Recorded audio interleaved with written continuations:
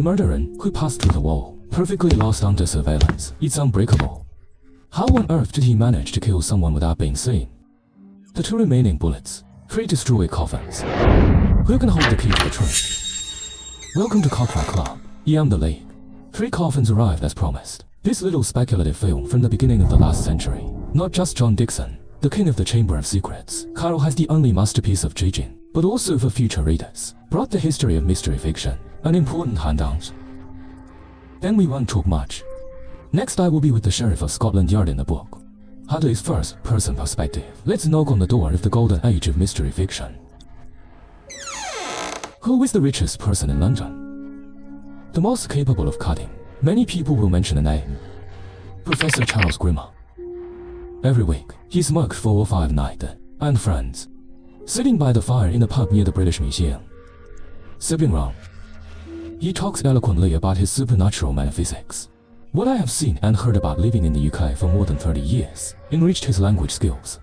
Let him be the complete master of the party. It's a glamorous day. Was broken by an uninvited guest on Wednesday night. It was a man wearing a shabby black coat. Tall man. He carries the cold wind. Walked through the door like a ghost. Went straight to Professor Grimmer's side. Tell him, my brother and I crawled out of the coffin. We will visit you soon. If only I was okay. But if my brother comes to you, well, you're in trouble. Give up. The brother dropped a dirty business card. Walk away. It says Pilfrey the Magician. Or Picard Street, WC. At first, everyone didn't take this idiot's words seriously, but on the 3rd night after the incident, Professor Grimmer really died in his study. And the whole room is a perfect secret room. This is what happened on the night of the crime. The crime took place at Grimmauld house. The house is a 2-story villa.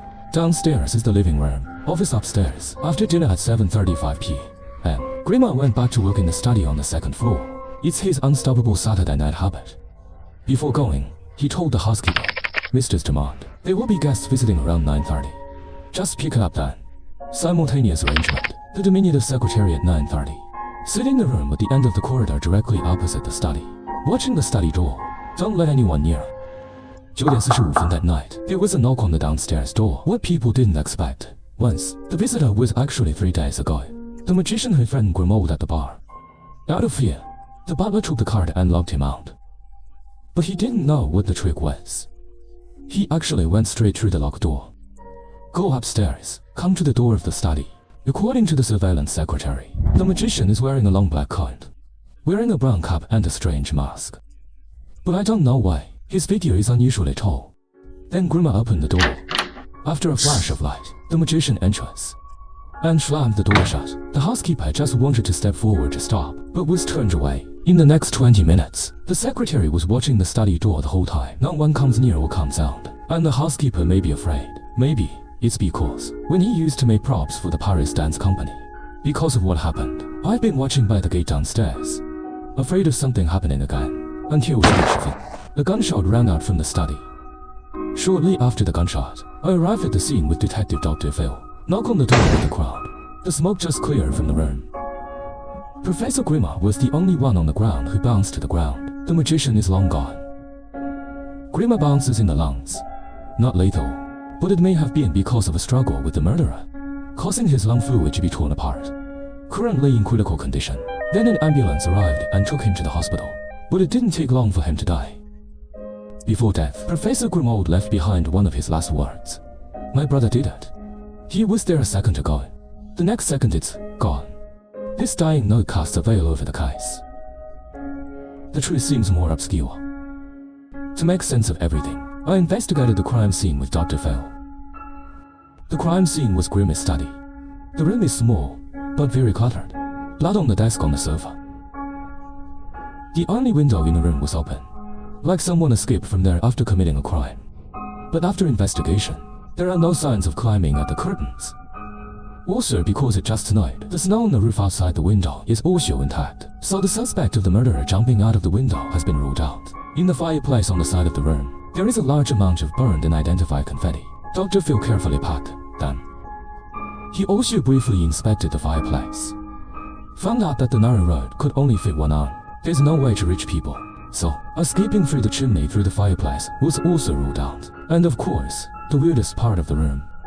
It's the empty wall directly opposite the door. By the bookshelf under the wall, vertically against a huge oil painting. The content of the painting is very haunting. 3 coffins are placed under a silver-white mountain. There is no content beyond that. It is said that this painting was bought by Professor Grimmer a few days ago. At that time he hired 2 people to carry the flowers into the study, and excitedly said to his family, "This is a painting that could save my life." Although I don't know why Grimmer said that, but obviously it didn't work. All these clues.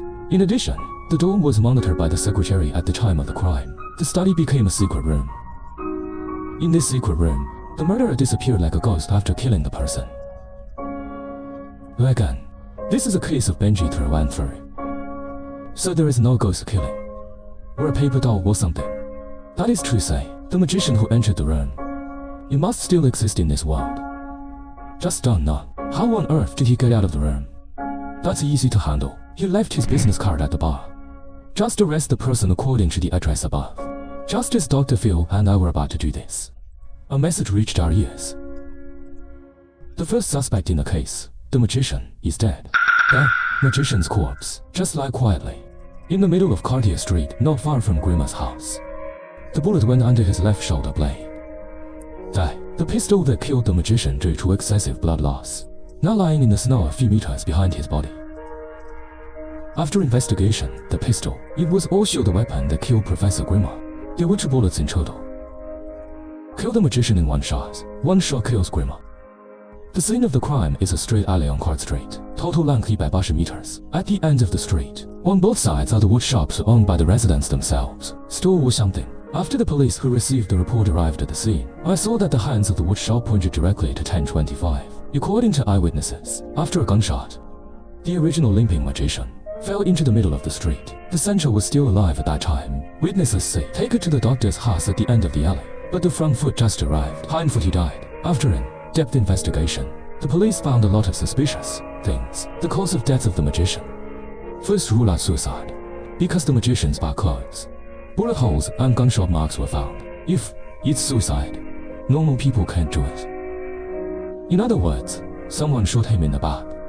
But it had only snowed on the streets at that time. Snow on the ground before and after the corpse. No footprints other than his. The gunshot wound in the back was his only gunshot wound. There is no one far away possibility of shooting him. How should the murderer commit the crime? According to eyewitnesses, before the gunshot went off, obviously someone was heard shouting. The second one is for you. Combined with the scene situation, the speaker should be the murderer. How did he escape the scene? It is understood that the magician's house is down the street. Witnesses saw his house light up before the crime. The police are at his house. He also found a suicide note written by himself. The suicide note confessed to killing Grimaud and decided to commit suicide. But considering the situation on site, he can't commit suicide. So is this suicide note real or fake? The above 3 doubts, they form another magnificent snow chamber. Combined with the secret room of the study, this is the entire mystery of this book. Have to admit, this work is 100 years old. The mystery of it even today. It's also quite gorgeous. Let alone, there's an ancient secret room handout in the back. But due to time constraints, the content of the Chamber of Secrets handout, we won't go into that. Also for everyone's viewing experience, I also left out a lot of subplots to focus on the murder itself. Because there are so many unnecessary characters in the book, plus translation issues, it's kind of obscure to read. But these fools can't hide it at all. The place of this book in the history of reasoning. So what happens next? I will uncover the full truth about the 2 secret rooms for you. Murderer's method and motive. And before that, I'm going to start with a story. It was over 30 years ago. There are 3 brothers. They robbed a bank together, got a lot of money. But soon the 3 were jailed. That huge sum of money was also hidden by them elsewhere. There is a rock mine near the prison where the 3 brothers served. What about daily work? It's where you work day and night. Not long after, they can't take it anymore. So the 3 bribed the imperial doctor, based on the Black Death that was popular at the time, taking advantage of being buried in the wilderness after faking death to escape from prison. The jailbreak process is very clever. The 3 brothers were nailed in their coffins. One of them was carrying a bathrobe, a tool he had been slipping away. After the bath towel is gone, This man took a tool and pried open the coffin to complete the escape. The original plan was for him to escape. It is appropriate to save the other two brothers, and he did it for the money. One person escaped. This directly leads to the remaining two. One was caught by returning prison guards, brought back to prison for another 30 years. The other one died directly in the coffin. I'm sure all the detectives should understand when they see this. That's right. It's what was on the painting in Grimaud's study. And the person who stole the stolen money was Grimaud himself. The brother he betrayed and went back to prison. The magician. Back in the day, the magician went to the bar and threatened Grimaud. It's actually a message to him. Hey, you didn't expect it? I'm back again. I don't want your affairs exposed. Just honestly give me a sum of money. It is said that on the business card given to him by the magician, the address will be marked in detail. The goal is to get Grimaud to find him in 2 days. Grimaud did go to him after that. Just went with the guy. Oh wait a minute, it's not time to talk about this. Let's look at the second one first. Snow chamber. Now why? Motivation then. Put aside all unreasonable factors. The person most motivated to kill the magician. In principle, only Grimaud, who is threatened by him. Yes, and so it is. Review the case. You will find it out. It was time. Think about that. If it was really the magician's crime at 10:10, then how could he possibly do it in just 15 minutes? From Grimaud got back to Carr Street, assassinated, again, then to the hospital. The entire scene was investigated by the police. That's a lot to do in 15 minutes. We as the audience, the only way to know his death is through that clock. The electricity meter is actually, that watch is broken. His time is running fast by at least 40 minutes. That is to say, the magician's case happened before 9:45. And before Grimaud. This is what happened that night. Grimaud, after being threatened, found an old-fashioned pistol with no source and loaded with 2 bullets, went to the magician's house earlier that night, shading checks on the grounds of giving a lot of money, write a suicide note that looks ambiguous. Then he pulled out a gun and put it to his back, threatening him to turn around, trying to create the illusion that the magician committed suicide by shooting himself in the chest. He knew that at this time he was nervous or for other reasons. Pulled the trigger. The magician was shot in the back. This time Grimaud's plan was completely disrupted. Who committed suicide by shooting in the back? But in a panic, he can only make mistakes. Put the pistol in the hands of a magician. Then he fled the scene from the roof in a panic. But what he didn't expect was, the shot did not strike the magician's heart. Instead, it missed below the left shoulder blade. This allows the magician to save his life. At the same time, he also took advantage of the situation to lie on the ground and play dead. After Grimaud leaves, he dragged the injured body. I want to go to the doctor's house down the alley for help, because it has just been attacked. So he was afraid Grimaud was planning a surprise attack. So he took the high road, this way, in plain sight. I don't think Grimaud would dare to make a mistake. And not only that, he also hid Grimaud's pistol on his body for self-defense. Who knows? Just as he was limping towards the doctor's house, Grimaud, escaping from the roof, made eye-to-eye contact with him. The enemy is inside. How could the opportunity for revenge be missed? So the magician, he fired the last bullet at Grimaud. Maybe it's fate. Maybe the magician's marksmanship is really good. Before he calls out the last bullet is for you. Grimaud, who was upstairs, was shot in the chest. Then the unwilling magician used all his strength. Throw the pistol at Grimaud. This series of movements drained his last bit of life. Blood gushed out. The magician falls to the ground. The gun landed in the snow. Fingerprints are rubbed clean. Then the second snow extinction is revealed. So back to Grimaud. Maybe it's because he's lucky. Maybe it's because fate plays tricks on people. He and his brother, neither was killed in the first place. The bullet hit him in the lung. Give him respite. Simply bandage the wound and return home. Put on a paper trench coat. Wear important items like paper caps and masks. As for where these things came from, yes, the butler made it for him. Actually, the butler was Grimaud's accomplice from start to finish. After entering the house, they only need to fool the secretary alone. Remember what the secretary saw. A tall man knocked on the study door. Grimaud opens the door. According to the secretary's testimony, this time, there should be 2 people in front of the study door, and everybody thought that tall guys were magicians. But he was already dead by then. So how does this trick work? This time, I have to mention that crucial oil painting. You think that huge oil painting? It was exactly as Grimaud said. Can you save lives? No, definitely not. The painting was just planned for a while from start to finish. Remember what happened the day he bought it back? Grimmer hired two people. Then he carried the painting upstairs. Logically speaking, common oil painting weighs so much. Apparently there's something hidden in there. Yes, that's a mirror.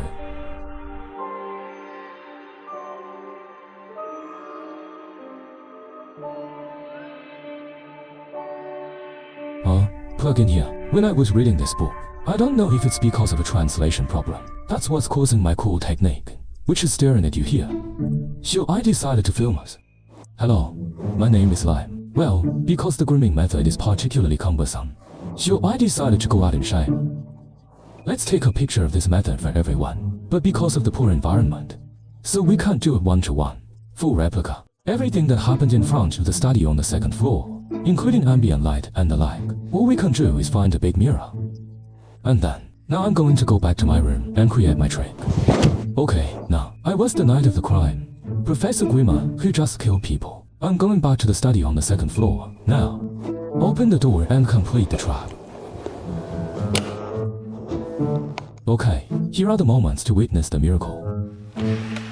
That's what happened the night of the crime. After entering the sample, you can probably see it from this perspective. There is a man in a white dress in the door, and I'm wearing a trench coat on my back. It looks from this perspective. It's like someone opened the door for him from the inside. Now, we just need to go back in time to what happened. I go to the door, just close the door.